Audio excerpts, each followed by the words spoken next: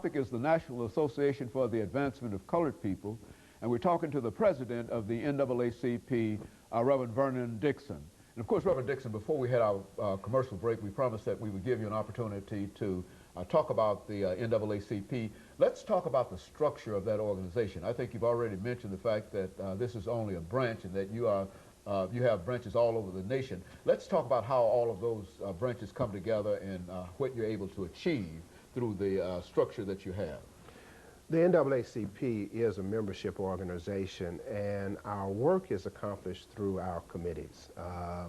It is our committee structure that is important to the success that the national organization has had over the years. We have 18 standing committees, which cover a wide range of issues and give people a lot of opportunities to be able to come in and to focus. Our agenda is really set by the national office that meets once a year in their national conventions where resolutions are brought forth and put forth the agenda. When I look at the agenda for this year, certainly issues around voting continue to be at the forefront. Our economic condition within the country and how the impact of the war has taken place. Education continues to be a major initiative of the branches that all across the country as we continue to try to find ways to make access for persons of color, children of color and their families to get the quality education.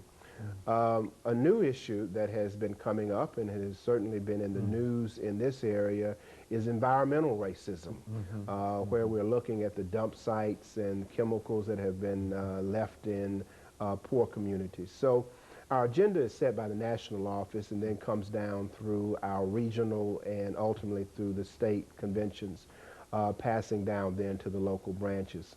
Local branches still have an opportunity, though, to set their own agenda and address issues because we're in the community and all communities are different. The issues, while there are issues like education and where we have common concerns in this area, one of the issues that we've been looking at is issues of disparity, particularly as it relates to health disparity and economic conditions within this community. Currently, the Nashville branch is very active in our education and looking at what's, we are 5 years, we're in the 5th year, the end of the desegregation plan. We're continuing to monitor the conditions within our school systems. There are those who are concerned and feel as though our schools are beginning to resegregate. And we're looking at ways to keep that from happening and trying to also find ways to enhance the student achievement. So that's a very active issue for us. The other issues around health. We're looking at, as a part of the national agenda, but in this particular area, concerns around environmental issues as to how it affects poor people. And a lot of our attention and efforts have been around Mahara General because a number of people in our community are there, and how we look at issues of funding and how we gain access and what's happening in those particular areas. Another area that we have been spending some time and discussion on in the community has also been just to overall access of persons of color and how it is that we educate people in the community as to the issues and to make sure that we continue to be at the table. We have reactivated on our college campuses in the community, college campuses at FIS and TSU, chapters there. We have got our youth committee back up. We're working now and putting our AXO program together, which is a training area for youth to prepare them for college and higher education. So there are a lot of great and exciting things that are taking place at the branch. But it does center, first of all, in membership. And very good. We will be having in October our annual radiothon where we'll be recruiting members to come in. We're trying to make sure that our office is ready to receive people who are coming. We're doing a great job, I think, in the branch now in making sure that the memberships that come in are processed in a good way. I'm very fortunate to have a great supporting representation in that branch. And if I might, I'd just like to single out a few people who have been elected. The Reverend Mark Freeman is the first vice president and is also working very hard with our religious affairs. Blondell Strong, Dr. Blondell Strong is the second vice president, and she really is coordinating our volunteer efforts in the office and making sure that our office is staffed and how we handle.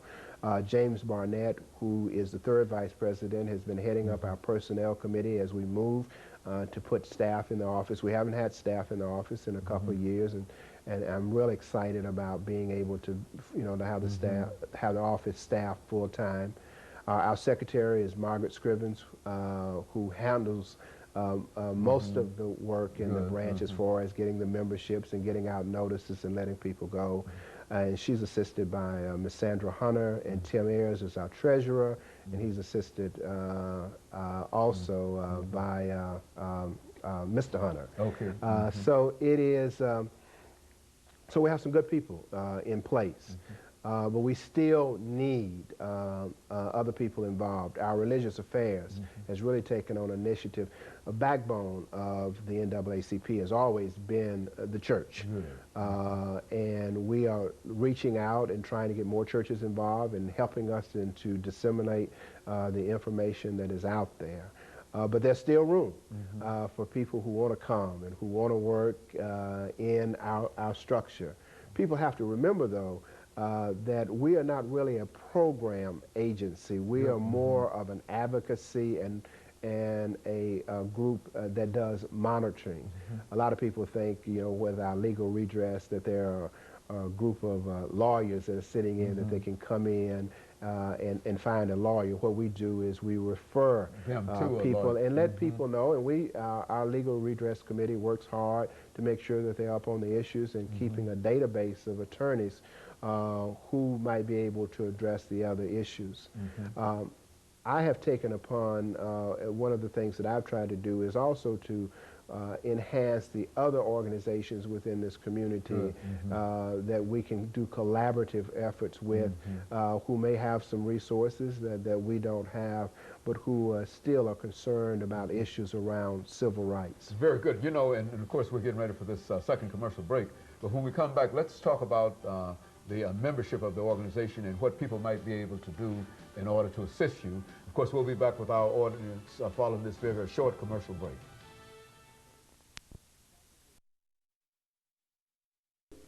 The topic is